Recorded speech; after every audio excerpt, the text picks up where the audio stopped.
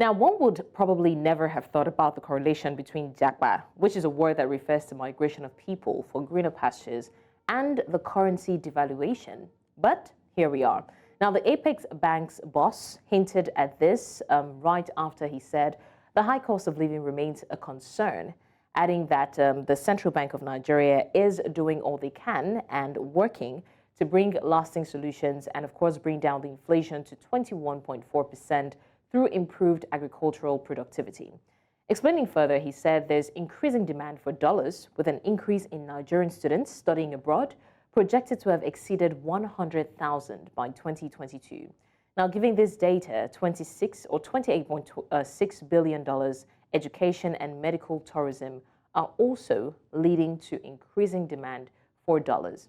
Anyways, joining us to have this important conversation, we have two gentlemen. First, we have Mr. Razaq Fatai, an economist in Abuja. Thank you so much, Mr. Fatai, for joining us. All right, we also have Mr. Gbolahan Olojede, an economist in Lagos, Nigeria. Thank you so much, Mr. Olojede, for joining us as well. Yeah, thanks for having me. All right, Mr. Gbolahan Olojede, I'm going to start with you. I would want us, for better understanding, to get what the correlation is between Jagba, or people going to study abroad, and the currency devaluation in Nigeria. Okay, the correlation in that is actually direct, because Jagba puts a demand pressure on foreign exchange. So if I'm going to the UK, at Japan, maybe for studies, I will be paying school fees. The school fees are in foreign exchange, if maybe in pounds for the UK or in dollars for the US. So generally, migration of the nature of Japan that we have been seeing over the last few years, which is in huge volumes than what we used to have, puts pressure on the demand for the dollar. So once the demand goes high and there is no corresponding increase in supply, you have a price increase, which is what we feel in the devaluation of the naira that we have been seeing. So it's part of the pressure point on the foreign exchange, on the exchange rate. Okay, thank you so much for that, Mr. Gbolahan Olojede. Also, Mr. Fatai, what would you say the steps are that the Central Bank of Nigeria is taking at the moment to bring down inflation in 2024? All right, thank you very much for that question. Well, as you've seen, whenever inflation rate is high in an economy, especially high above central bank's targets, which in Nigeria typically should hover around 6 to 9%, you'd expect, the monetary authority to intervene by raising interest rates, mopping up, excess naira in supply, but also making all sort of adjustment to make the monetary condition tighter. And that's what the bank has been doing. But the question is about whether that is enough to actually rein in inflation. That's one. Then also it's also a question of whether the inflation that we are seeing is largely driven by monetary factors, and to know if CBN's intervention would be enough to actually rein in inflation to the expected level. And I would say that for the first question, clearly we've seen the bank raise rates, but if you look at the current interest rates today, if for example someone gives you that interest rates to invest in a bank or to borrow someone at that rate, the question is, would you be making a positive real return by the end of the year? Which is no, because inflation rate is still very much far above what the monetary policy rate is. So suggesting that the bank may need to adjust rate further to be able to even attract more to be able to control money supply, right? Then the other point that I mentioned was whether even monetary policy as a tool will be adequate to address this problem, which will also not, be adequate in the sense that if we look at some of the drivers of inflation in Nigeria today, especially when we compare to the global economy where we've seen inflation is starting to come down, right? And we should have expected that to also happen in Nigeria, right? But what we see is the fundamental factors which the economy is underpinned on, that is crude oil production, which is our main source of exports, is still very low, far below potential. Insecurity is on the rise, meaning that people can no longer trade efficiently. And when there are frictions in trade, what you see is, pressure on prices. Then also, because Nigeria's business environment is also generally difficult, even before all of this crisis, you've seen that even people pay, a premium just for doing business in Nigeria. And all those factors are still underlying, right? They have not gone anywhere. So my point is, the bank is doing its own bits, but to really address inflation, we need to really review some of these structural, fundamental problems that are critical to our economy. We need to diversify from oil. But I think in the interim, raising oil production would make a big difference. But over the long term, we need to diversify from oil to continue to reduce our exposure to fluctuations in oil prices or fluctuations in oil production level, as we've seen that has been a menace consistently over the last decade. So I'll stop there and just to know if you have further questions. All right, thank you so much for that. Now, Mr. Olojede, does this now mean that we're discouraging Nigerians from studying abroad? Not exactly. Nigerians who want to study abroad must be able to study abroad. But the question really is, when you look at the Japa syndrome, is it that are they going abroad because they want to go and study abroad? Is there an excitement about a master's degree, for example, for which there are no guarantees? There are no jobs in the UK for them after you finish the master's. So the incentive under the Japa syndrome is not exactly education. That is number one problem. Then if it is education, we must also now be asking, why don't they have a preference for taking this additional education, this higher education, in their home country? So that second question will make us to begin to ask ourselves about, number one, shouldn't we invest in our own education sector, make it attractive so that we can retain some of those foreign exchange that are chasing education abroad? Number two, shouldn't we invest also in our healthcare? Because health tourism is another area of massive leakage of foreign exchange that we don't even have enough of. So the question will be, are there certain investment that we can also further in our own healthcare sector to ensure that the money being spent on a percentage or a good percentage of the money being spent on medical tourism can be retained in the country? So on a more general basis, while it is easy to see how we are losing money because we're not producing goods in Nigeria, rather most of what we're consuming, including food, are being imported, it is very easy to miss the fact that we're also not producing services. Some of those services are education services, healthcare services. We're not producing them in the right quantity and quality that will facilitate the retention of this foreign exchange that are being taken abroad and spent in other economies. Of course, there are other socio-cultural issues also, which we must address.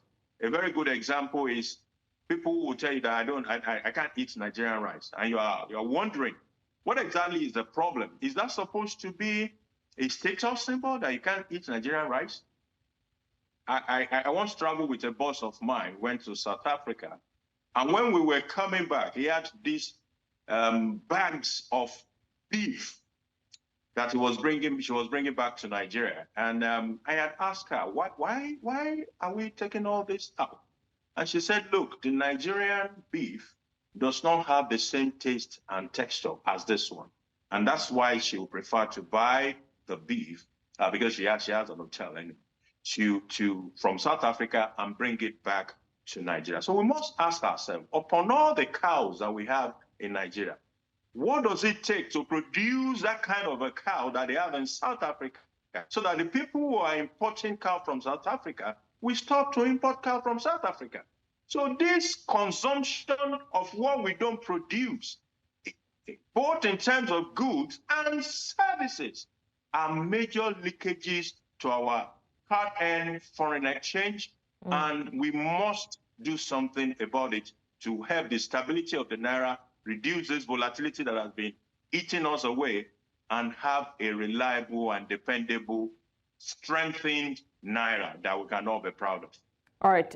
Thank you, Mr. Olojede. Now, Mr. Fatai, this points to the fact that Japa does not exactly benefit us as a country. So how do we even make sure that it doesn't continue to be our reality? We've seen in the past where different measures have been adopted. Recently, we heard that the federal government was pleading with other countries not to, accept some certain professionals in different fields so that it doesn't affect our own economy. But that obviously doesn't work. So what are the measures that we can put in place to ensure that this does not continue being our reality? Because if the economy keeps taking a nosedive, then people will keep going out to look for greener pastures. And of course, there'll be a heavier demand on the dollar.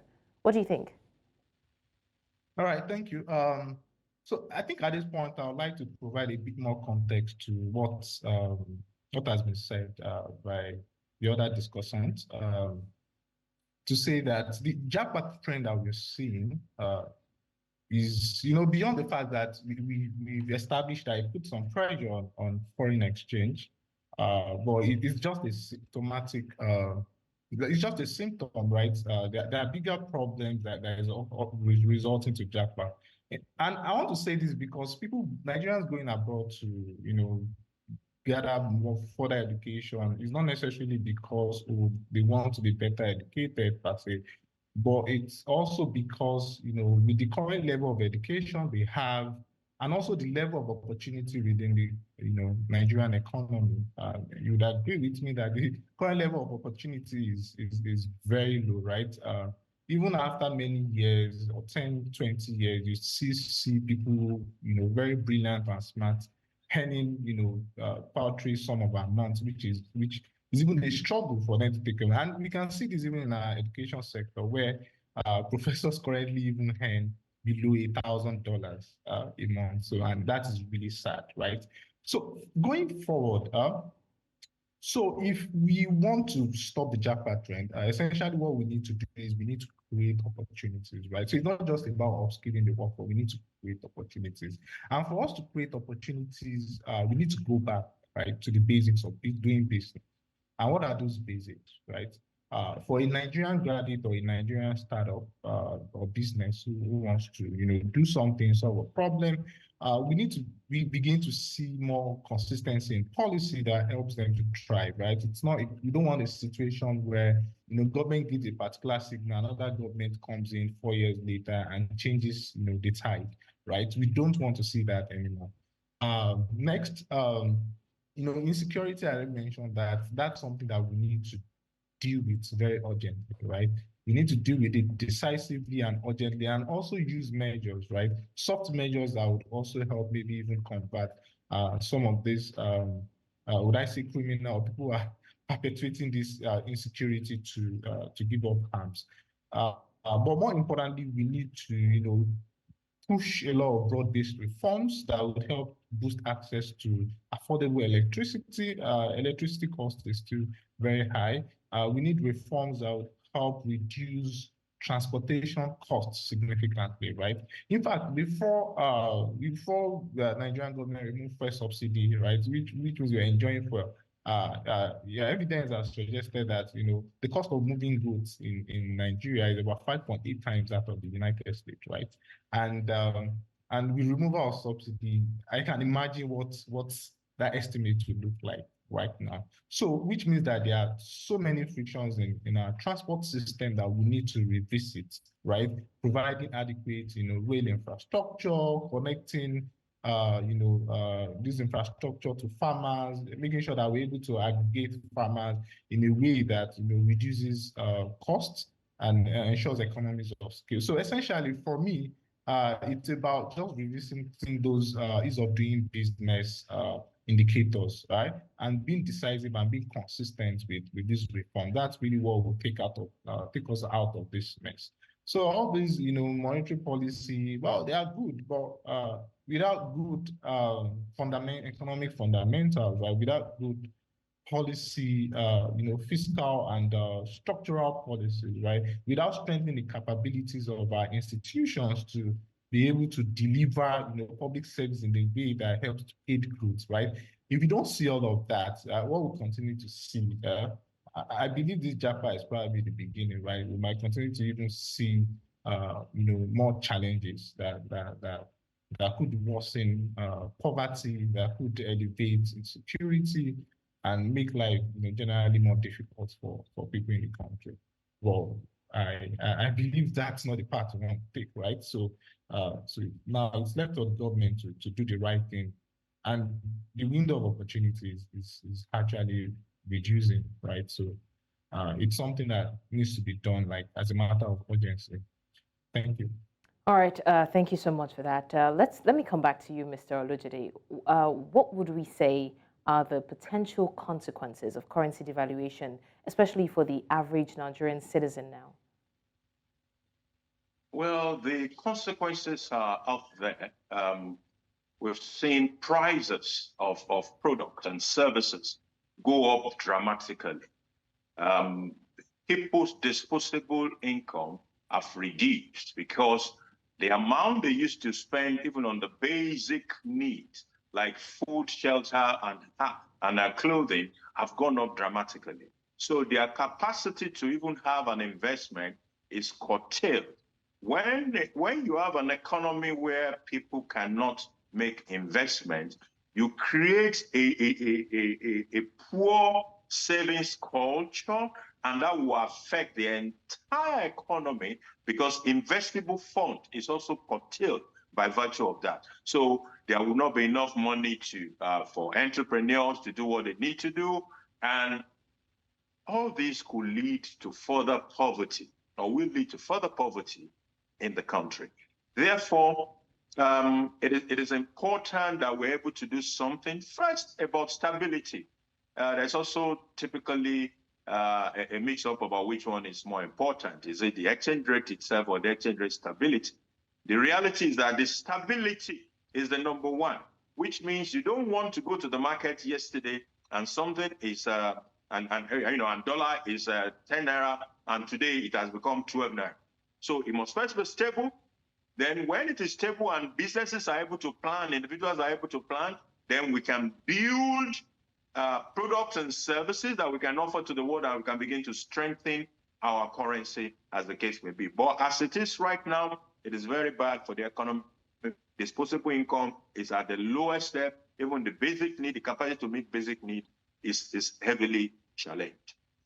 All right. On that note, I want to say thank you so much, gentlemen. Razaq Fatai, economist in Abuja, and of course, Gbolahan Olojede, an economist in Lagos as well. Thank you for joining us to discuss this, and we really do hope that there is a change in sight, and we hope that we do not have to suffer the consequences of some of these economic decisions that we're making. Once again, thank you so much, gentlemen. Yeah, thanks for having me. Thank you. My pleasure. Many thanks for staying with us on VSA. Now, the implementation of a fuel emissions levy in Ghana has caused diverse opinions in the country. Well, for context, the government has mandated that Ghanaians must now pay an annual levy for the carbon emissions generated by their petrol or diesel-fueled vehicles. Now, while some citizens are against this levy, viewing it as an additional financial strain during an economic crisis, others, including leaders and environmental organizations, are in support of it, believing that it will reduce the country's emissions and, of course, generate more revenue for the government. Now, Ghana has become the third African nation to implement a type of carbon tax, following in the footsteps of South Africa and, of course, Mauritius. The levy, according to the tax agency, the Ghana Revenue Authority, aligned with the government's plans to promote the use of eco-friendly technology and green energy. With that said, I'm now being joined by two gentlemen who will be helping us understand the situation better. First, we have Joe Jackson, Director of Business Operations, Dale Finance in Ghana. Thank you so much, Joe Jackson, for joining us. Thank you very much, and good to be on the platform. Good to have you join us as well. In no time, we'll also be joined by our second guest. But in the meantime, Joe Jackson, let's talk about this carbon tax in Ghana.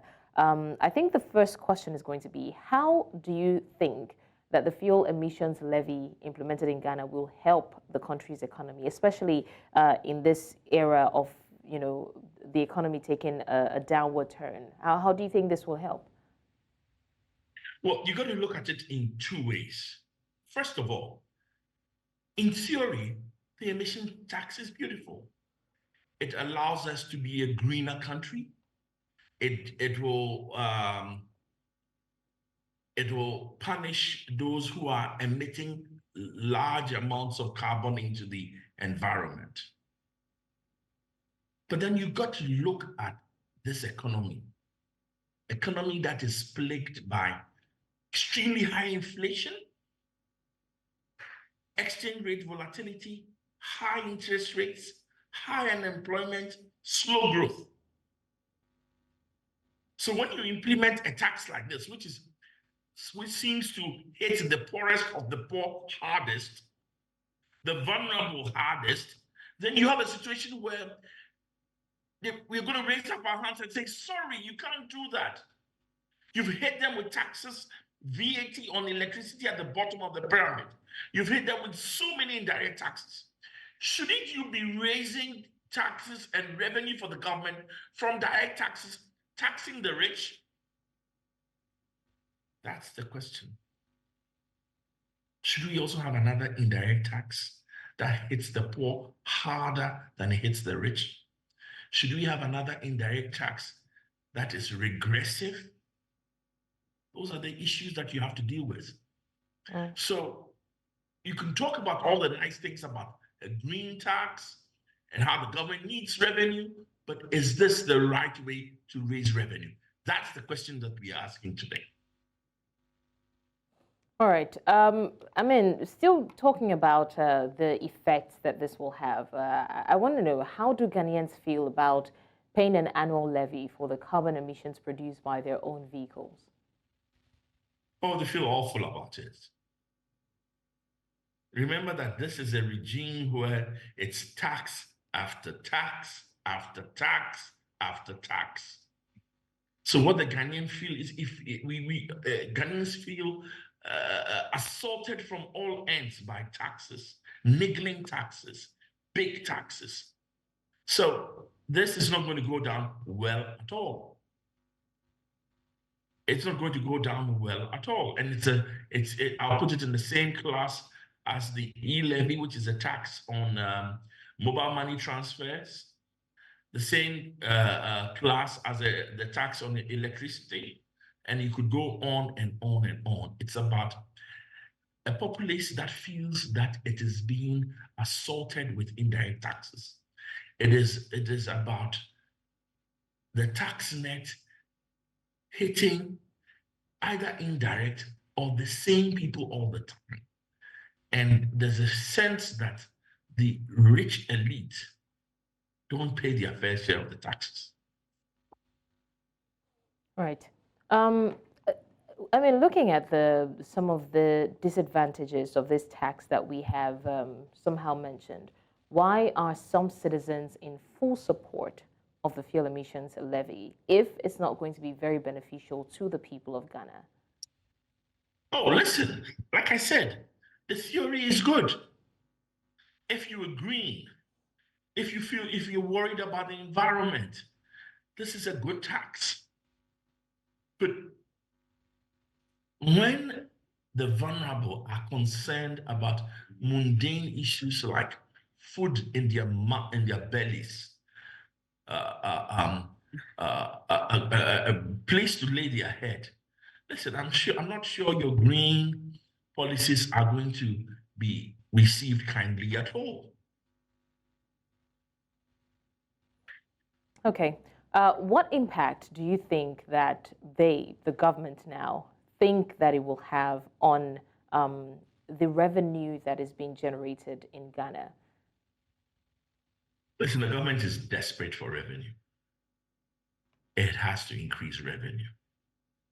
Remember, we have not reached debt sustainability yet.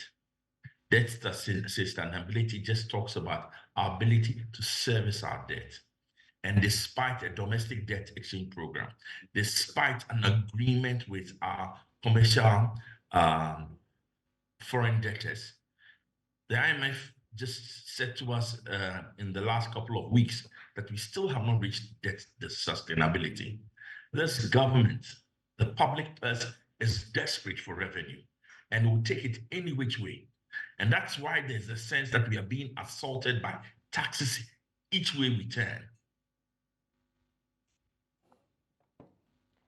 What would you say are the similarities between the carbon tax in Ghana now? Because we do understand that Ghana is the third country to implement the carbon tax, following only after South Africa and Mauritius. Now, looking at how South Africa and Mauritius have patterned theirs, what would you say the similarities are between the carbon tax and its effect on Ghana and South Africa and Mauritius as well? Similar applications. It's a tax you pay once a year. You pay on re-registration of your vehicle or relicensing of your vehicle, your annual vehicle licensing regime. It's very similar. That's not the issue. It was also introduced by regimes that don't have a reputation of taxing their or the perception of taxing their citizens to death. Here, you have taxes paid by a small amount of people, and the rest all paying direct taxes. The issue is indirect versus direct tax, progressive versus regressive taxes, taxes that hit the vulnerable versus taxes paid by those who can afford it. All right. Thank you so much, Joe Jackson. Before we continue the conversation, I did say that we're going to be joined by another guest, and joining us now is Honorable Roxanne Nelson Defemekwo. He's a member of Parliament for South Dai and Public Account Committee and Standing Orders Committee of Parliament of Ghana as well. Honorable Roxanne Nelson Defemekwo, are you there?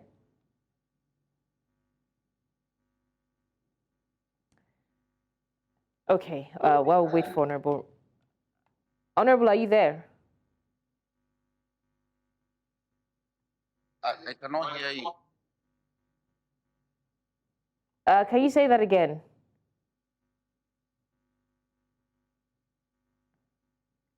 Okay, I think he's having challenges hearing us. He's in Parliament now. We're hoping that he will be able to make it just in time to join us for the conversation. But Mr. Joe Jackson, we're going to continue with you. Thank you so much for your opinion so far. And I think that this is going to also lead me to ask what the future of vehicle owners will be in Ghana. How do you think this will affect vehicle owners, vehicle ownership, as well as the number of vehicles on the road and movements generally with this new carbon tax?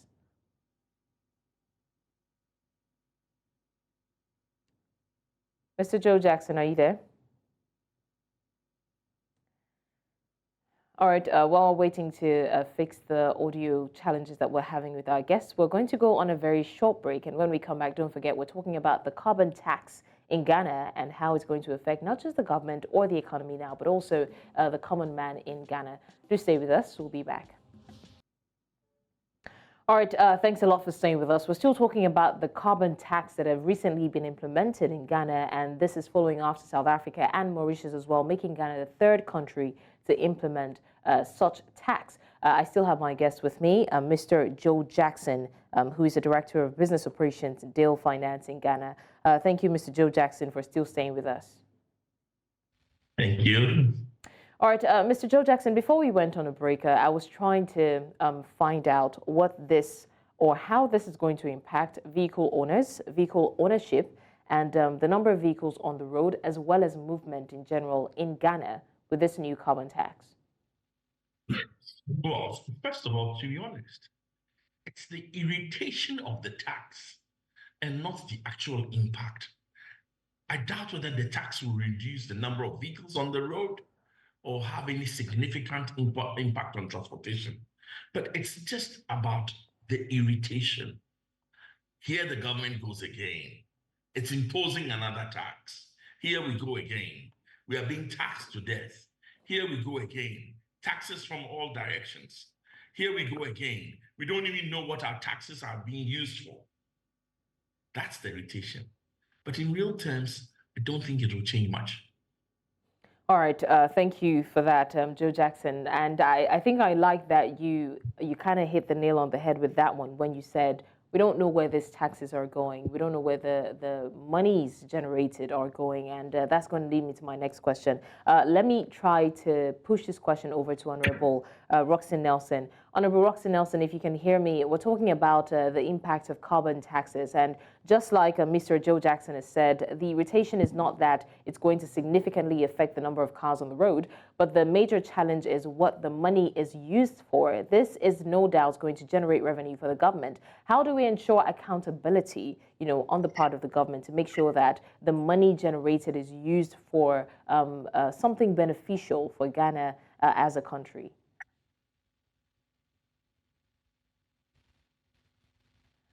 Honorable Roxanne Nelson, can you hear me? Yes, I can hear you. I can hear you. Did you get the question? Now, yes, I got the question. You are asking how. Yes, please go ahead. Yes, it's part of the problem. As part of the problem we have is the level of accountability that we ought to get from taxes such as this. The government will simply come to Parliament and declare that they got X amount of money from taxes collected. They often are not able to do the disaggregation for us to know that. For the imposition of the vehicles emission tax or the motor emission tax, they got X amount. In order to do that, you may have to file a question for the minister to come and answer. But they will tell you that the calendar year is not ended, so they are not able to tell you the full amount. So it's always a problem with how much we actually get from the taxes imposed. Now, the question is, the persons who are affected. If you look at the category of people who own motor vehicles, especially the motorcycles and other types of small motorized machinery within our villages, they are enormous. Vehicles don't travel to a lot of our villages. So our people have devised very intelligent means of using motorcycles in place of vehicles for purposes of transportation. In some cases, even motorcycles are used as an ambulance. In some cases, tricycles, which is the three-wheel motorcycle, are used as ambulance. And so these vehicles this motorized equipment that are playing the role of specialized vehicles are also being taxed. And it's a big problem for our people. Okay. And there's no guarantee. There's no guarantee that when these emission taxes are paid, our emission levels, whatever it is, will be minimized. All right, Honorable Roxanne Nelson, thank you so much. Thank you for your input there. I just want to quickly ask Mr. Joe Jackson this question in a few seconds. Do you think that this lack of accountability is one of the major or contributing factors to why Ghanaians do not entirely trust the new tax policy? Because they feel like they won't, just like you said, they won't use the money judiciously. Do you think that's a reason? It is definitely a reason for the tax being such an irritant. Remember that this all boils down to the sense that our taxes leak away through corruption, that the government may be spending money on and leaking away the money into private purses. Right. And so that definitely makes the tax more irritable than it needed to be. Okay. All right, this is a good place to draw the curtain. I want to say a big thank you to my guests, Honorable Roxanne Nelson, Diffamikbo, Member of Parliament of South Dai. Thank you so much for joining us. Apologies for the audio glitches, the technical issues, and we're hoping that we can have you join us soon. And of course, he's at the floor of the parliament, so he would not exactly be able to talk as much, but we hope to have him again very soon. Also, a big thank you to Mr. Joe Jackson, Director of Business Operations, Dale Finance in Ghana. Thank you, Mr. Jackson, for your opinions and the passion with which you speak. I did notice that as well. Thank you once again. Thank you. All right, this is what we call it a wrap on VSA. Thank you so much for watching. Do also join us in our subsequent episodes as we dissect issues across the continent and, of course, global issues as well. And, of course, we try to find lasting solutions to some of the challenges that bedevil the continent and the world at large. I'm Blessings Mosugu. It's been an awesome time on VSA. Join us again. See you again some other time. Thank you.